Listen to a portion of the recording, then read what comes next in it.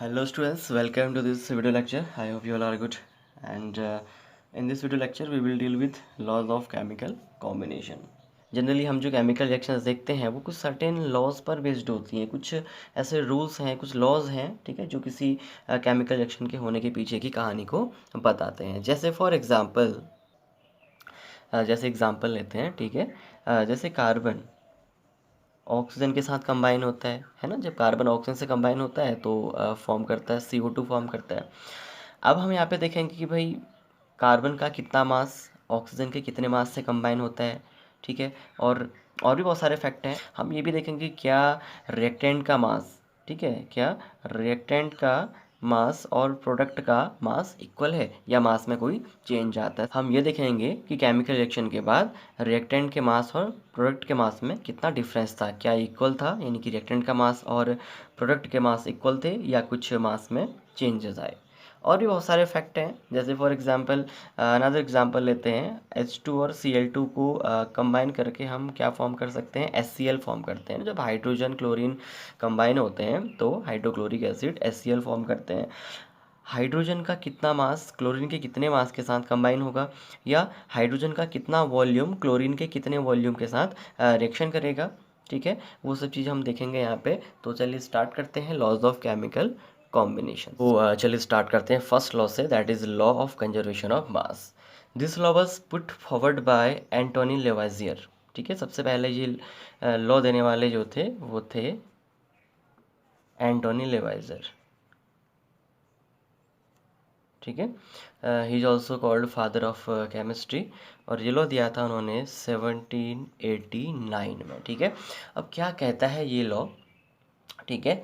So we can write that according to this law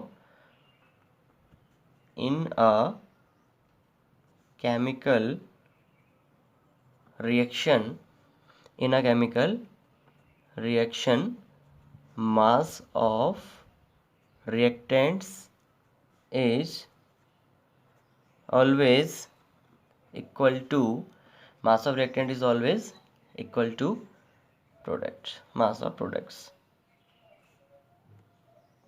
mass of products.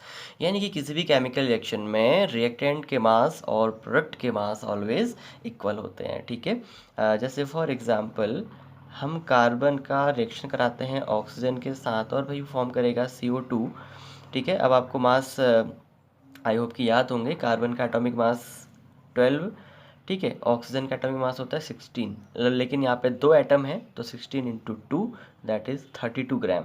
तो चलिए 12 gram carbon combine होता है 32 gram oxygen के साथ और बनाते हैं CO2। अब CO2 का मास क्या होगा, देखो कार्बन का मास कितना यहाँ पे 12 हो गया, ऑक्सीजन का mass atomic mass 16 and 2 atoms हैं तो 16 इंटू 2 दैट इज 32, है ना। तो चलिए अब कैलकुलेट करते हैं। रिएक्टेंट के मास टोटल आ गए भाई 44 ग्राम, यानी कि 44 ग्राम रिएक्टेंट था, और जो रिएक्शन होती है जो प्रोडक्ट बनता है वो भी कितना बनता है, 44 ग्राम बनता है, ठीक है। तो यहाँ पे आपने देखा कि रिएक्टेंट के मास और प्रोडक्ट के मास इक्वल आ रहे हैं, ठीक। Let's take another example. For example हम रिएक्शन कराते हैं H2 और Cl2 का, हाइड्रोजन क्लोरीन कंबाइन होते हैं और भाई ये फॉर्म करते हैं HCl, ठीक है। देखें जरा, इन्हें हम रिएक्टेंट बोलेंगे और HCl प्रोडक्ट। अब हाइड्रोजन का एटॉमिक मास 1, लेकिन 2 हाइड्रोजन हैं तो 2, चलो हाइड्रोजन का मास हम ले लें 2 ग्राम, ठीक है, 2 ग्राम हो गया। और क्लोरीन का एटॉमिक मास 35.5, Cl2 है, 2 एटम्स हैं तो ओवरऑल जो मास हो गया इसका हो गया 71 ग्राम हो गया, ठीक है। तो देखो HCl बनता है।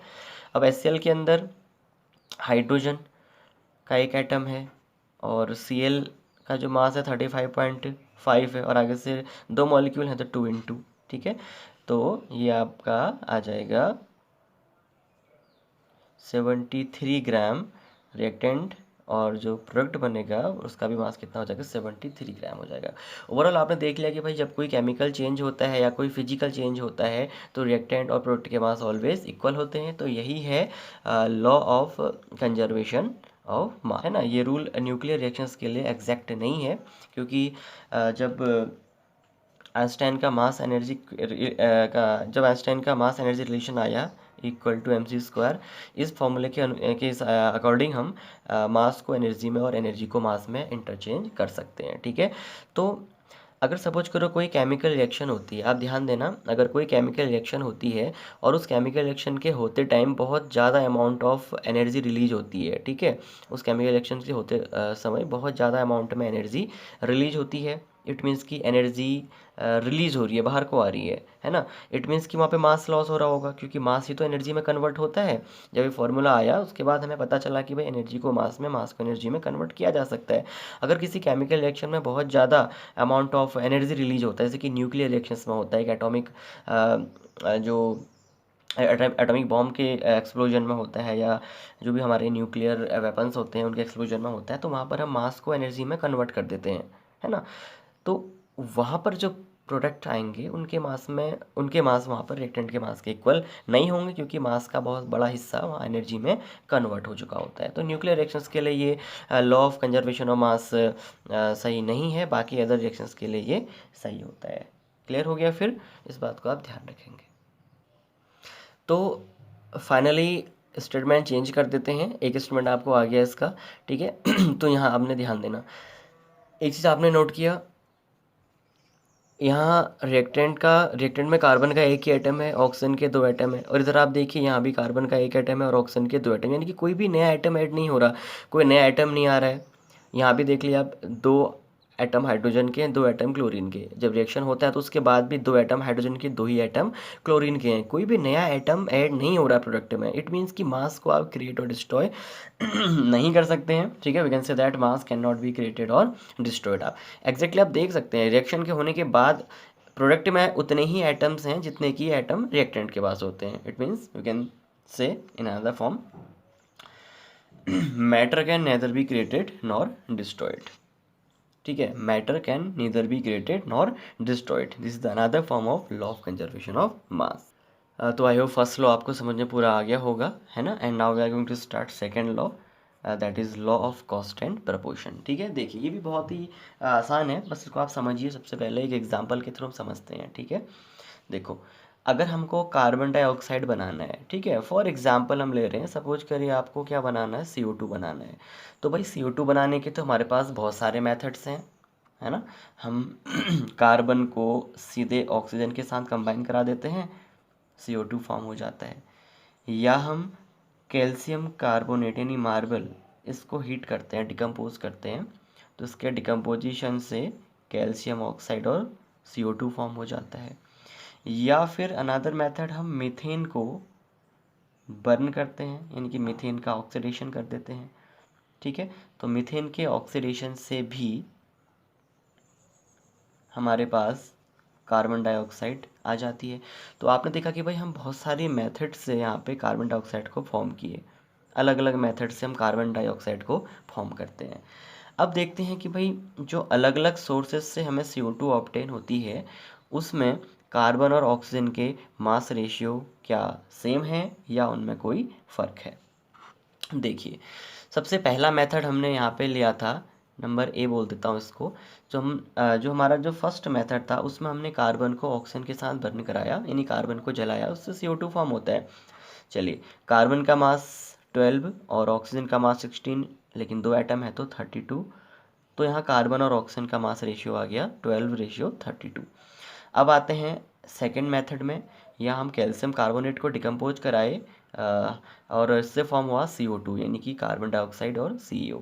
अब यहाँ जो CO2 फॉर्म होती है किसी दूसरी मेथड से, वहाँ पर जो कार्बन और ऑक्सीजन के मास रेशियो हैं वो 12:32 आ रहा है।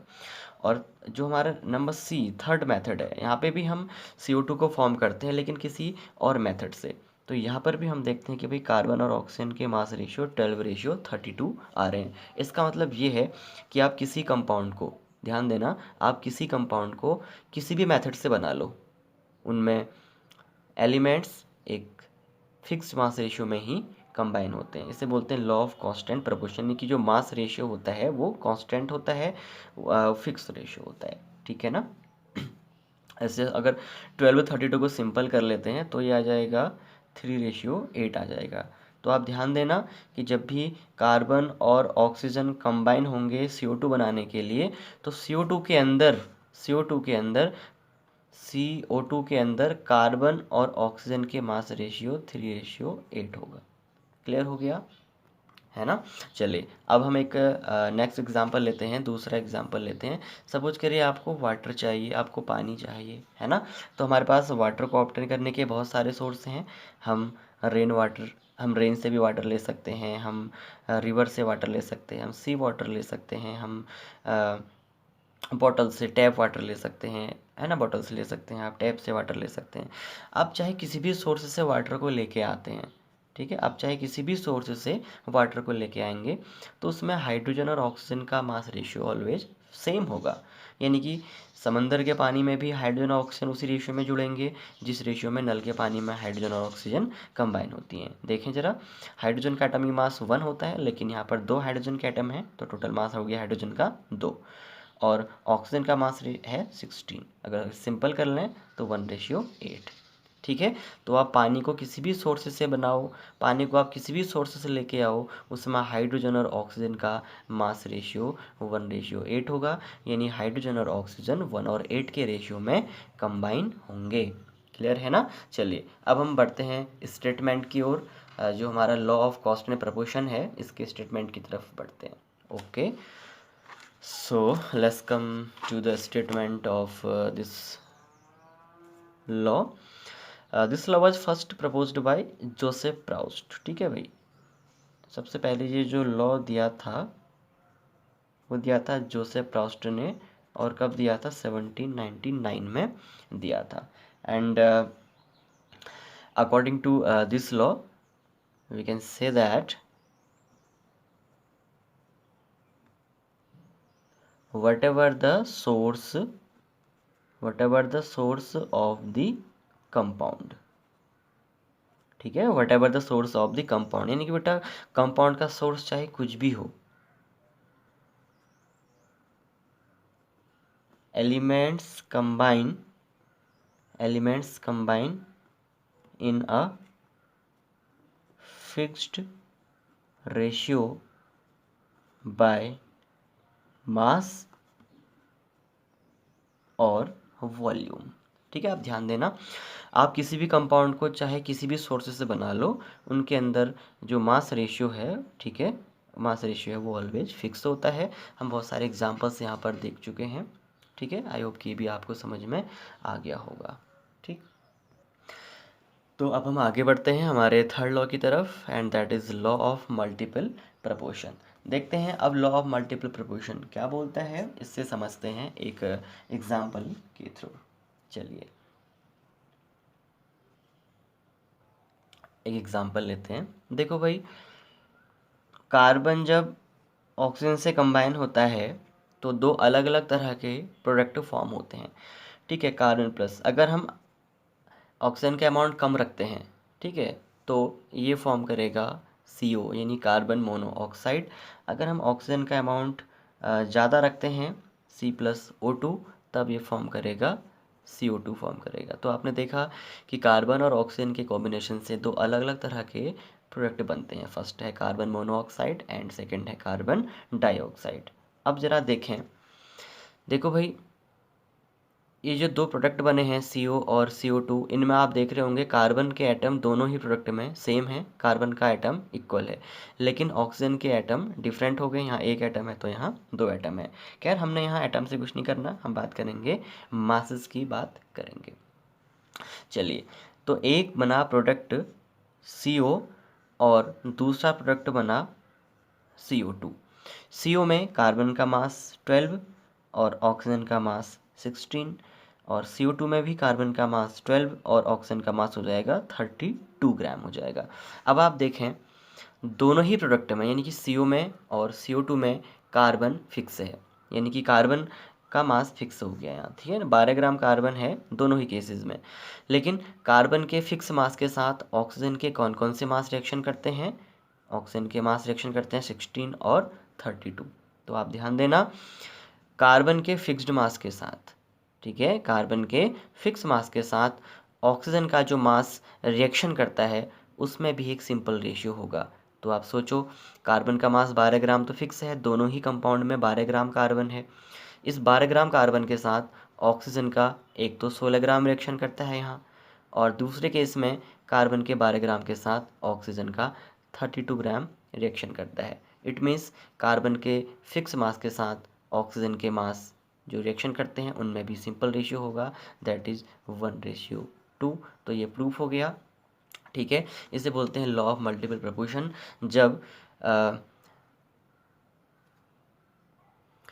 जब दो एलिमेंट ना, यानी कि कार्बन और ऑक्सीजन, एक एग्जांपल लिया था हमने, जब दो एलिमेंट आपस में ही कंबाइन होकर के, ठीक है, जब दो एलिमेंट आपस में कंबाइन होकर दो या दो से ज़्यादा प्रोडक्ट बनाते हैं, तब उनमें एक एलिमेंट के फिक्स मास के साथ दूसरा एलिमेंट का जो मास रिएक्शन करेगा वो सिंपल रेशियो शो करेगा। यानी कि कार्बन का मास फिक्स था यहाँ, दोनों ही केस में कार्बन 12 ग्राम है, और 12 ग्राम कार्बन के साथ ऑक्सीजन का मास रिएक्शन करता है 16 और यहाँ 32।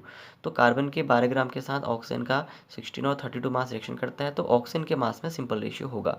कार्बन के फिक्स मास के साथ ऑक्सीजन का जो मास रिएक्शन करेगा उसमें सिंपल होल नंबर रेशियो होगा, दैट इज़ 1:2। चलिए अब इसे हम एक नेक्स्ट और दूसरे मज़ेदार एग्जाम्पल के थ्रू समझते हैं।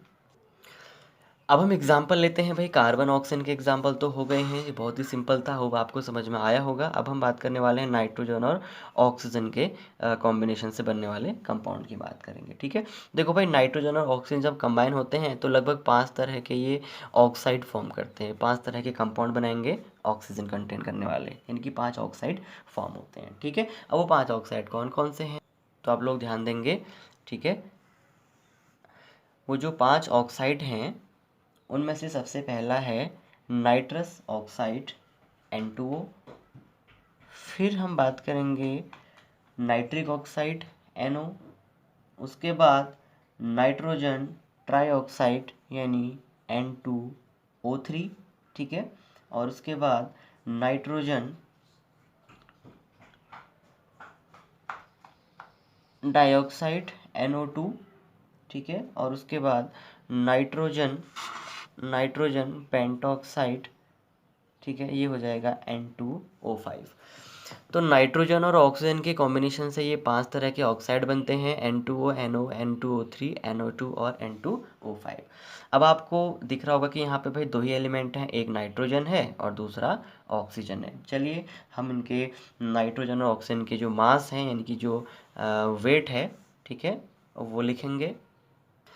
आगे की प्रोसेस से पहले आपको पता होना चाहिए कि भाई नाइट्रोजन का जो एटॉमिक मास है वो 14 है, और ऑक्सीजन का एटॉमिक मास आप जान चुके हैं 16 है। ठीक है, चलिए सबसे पहला जो हम ऑक्साइड लिए थे N2O, ठीक है, इसे हम नाइट्रस ऑक्साइड भी कहते हैं। तो इसके अंदर नाइट्रोजन के 2 एटम हैं।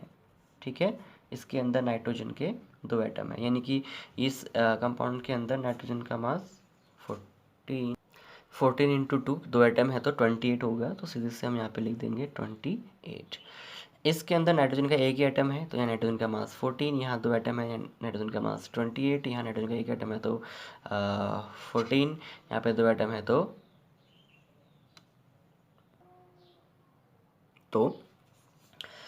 हमने क्या किया, नाइट्रोजन के बहुत सारे ऑक्साइड ले लिए। ठीक है, अब इसके अंदर हम नाइट्रोजन का मास देखते हैं भाई। नाइट्रोजन का मास जनरली आपको पता है, नाइट्रोजन का मास 14 होता है, ऑक्सीजन का 16 है।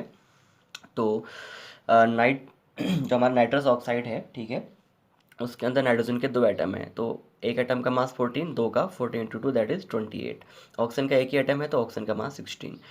अब इसके अंदर नाइट्रोजन का मास 14, ऑक्सीजन का मास 16, नाइट्रोजन के 2 एटम है तो 28, ऑक्सीजन के 48 मास। ठीक है, नाइट्रोजन का मास 14, ऑक्सीजन का मास 32, नाइट्रोजन के 2 एटम है तो नाइट्रोजन का मास 28 एंड ऑक्सीजन के 5 एटम है तो 80। ठीक है, तो भाई हमने ये जो ऑक्साइड लिखे थे इनमें नाइट्रोजन और ऑक्सीजन के हमने मासेस को लिख लिया है।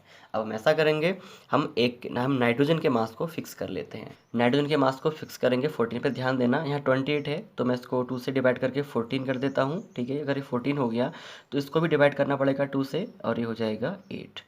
अब यहाँ 14 था, ठीक ही हो गया, हमको 14 चाहिए तो इसको 16, हाँ यहाँ भी हम कुछ नहीं करेंगे।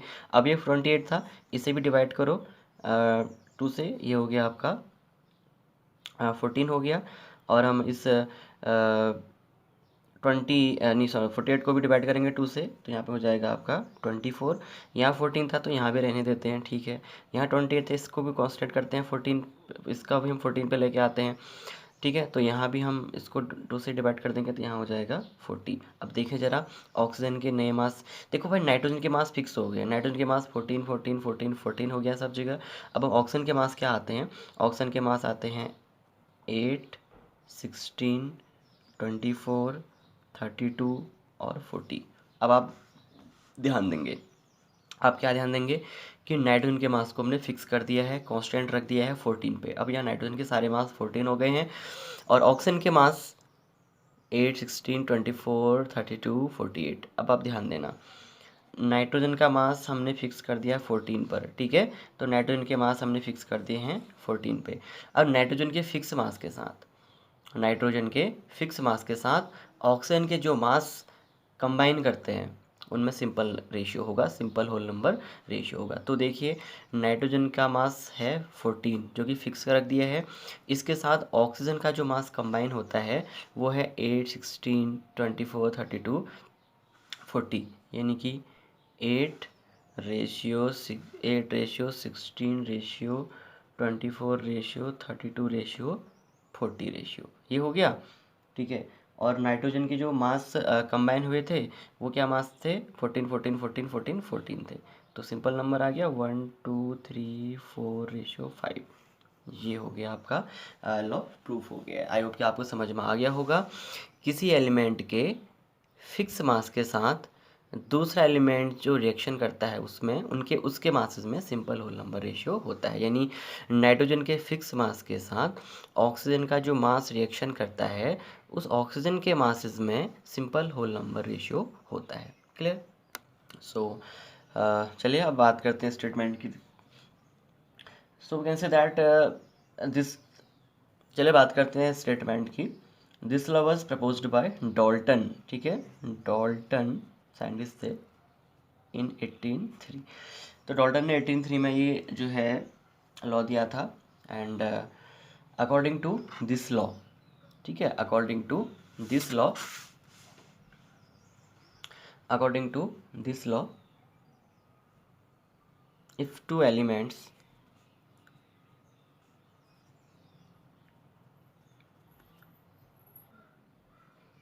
if two elements combine, if two elements combine to form more than one product, अगर दो एलिमेंट कंबाइन होकर एक से ज़्यादा प्रोडक्ट बनाते हैं, है ना, to form more than one product या to form more than one compounds, the masses of one element, the masses of one element that combined with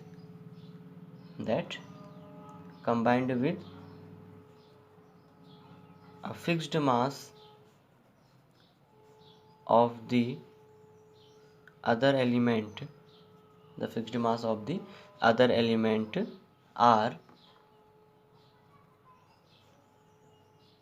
in the ratio of simple whole number, simple whole number, ठीक है। तो इनमें simple whole number ratio होगा। जैसे हमने finally example लिया था, हमने नाइट्रोजन के बहुत सारे ऑक्साइड लिए, उनमें हमने नाइट्रोजन के मास 28 14 28 14, फिर हमने क्या किया, नाइट्रोजन के मासेस को हमने फिक्स कर दिया। जहाँ जहाँ हमने कोशिश करी कि हर जगह नाइट्रोजन के मास को हम 14 पे लेके आ जाएं, उसके अकॉर्डिंग ऑक्सीजन के मास को भी हमने डिवाइड किया। तो देखा कि नाइट्रोजन के 14 ग्राम के साथ ऑक्सीजन का जो मास रिएक्शन करता है उस ऑक्सीजन के मास में सिंपल होल नंबर रेशियो होता है, यानी ऑक्सीजन का mass simple whole number ratio bear करता है। चलिए अब बात करते हैं नेक्स्ट लॉ की, और वह है Gay Lussac's law of gaseous volume, ठीक है। This law was first given by Gay Lussac in 1808, ठीक है। This law was given by Gay Lussac in 1808, और ये लॉ जो है भाई वो गैसियस कंडीशन में काम करता है, ठीक है। एग्जाम्पल के थ्रू समझ लेते हैं। देखो भाई, अगर दो गैसेस रिएक्शन करती हैं, ठीक है, अगर दो गैसेस रिएक्शन करती हैं और उनसे बनने वाला प्रोडक्ट भी क्या है, गैस है, ठीक है, तो रिएक्टेंट्स और प्रोडक्ट्स में सिंपल रेशियो होगा, यानी रिएक्टेंट और प्रोडक्ट का वॉल्यूम एक सिंपल रेशियो बियर करेगा। जैसे यहाँ हाइड्रोजन का एक मॉलिक्यूल है, क्लोरीन का भी एक मॉलिक्यूल है और HCl के दो मॉलिक्यूल हैं, तो यहाँ पर जो रेशियो आता है वो रेशियो आता है, क्या आता है, 1:2 का रेशियो आता है। रिएक्टेंट्स और प्रोडक्ट के बीच में, इनके वॉल्यूम्स के बीच में 1:2 का रेशियो आता है, यानी कि होल नंबर रेशियो है, ठीक। चलिए कुछ अदर एग्जांपल्स भी ले लेते हैं। जैसे नाइट्रोजन है ना, नाइट्रोजन और हाइड्रोजन जब रिएक्शन करते हैं तो बेटा अमोनिया बनाते हैं, ठीक है। N2+3H2 बैलेंस कर लें 2NH3। यहाँ नाइट्रोजन का वॉल्यूम कितना है, एक, क्योंकि एक ही मॉलिक्यूल है ना, आगे से कुछ नहीं लिखा तो एक मान के चलते हैं, एक मॉलिक्यूल नाइट्रोजन का। हाइड्रोजन के 3 मॉलिक्यूल हो गए, ठीक है, और यहाँ अमोनिया के 2 मॉलिक्यूल हो गए। तो ये तो सिंपल रेशियो है ना, होल नंबर रेशियो 1:3:2 का, ठीक है। तो ये है गैलियो-शार्क लॉ, यानी कि जब दो गैसेस कंबाइन होकर के तीसरी गैस बनाती हैं तो रिएक्टेंट प्रोडक्ट का सिंपल होल नंबर रेशियो होता है, ठीक है। तो उनमें सिंपल होल नंबर रेशियो होता है। So we can write that if two gases combine to give third gas, if two gases combine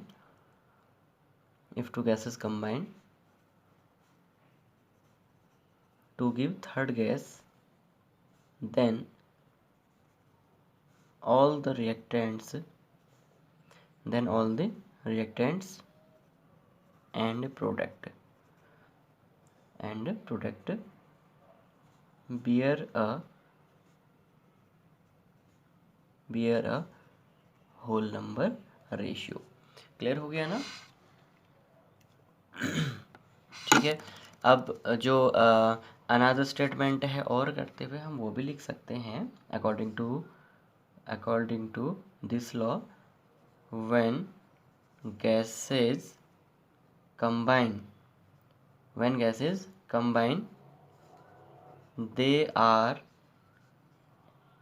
in a simple whole number ratio, ठीक है भाई। when gases combine they are in a simple whole number ratio by volume। Gases एक simple ratio में combine होती हैं, एक whole number ratio होता है उनके वॉल्यूम्स में, ठीक है। Simple whole number ratio by volume at same temperature and pressure. Clear हो गया। तो लगभग ये आपके लॉज ऑफ केमिकल कॉम्बिनेशंस हमने पढ़ लिए हैं। तो इस वीडियो लेक्चर में हम इतना ही, और बाकी के जो टॉपिक होंगे वो अदर वीडियो लेक्चर्स के अंदर आएंगे। फिलहाल आप इन्हें नोट डाउन करिए और लर्न करिए। Okay, so thanks for watching this video.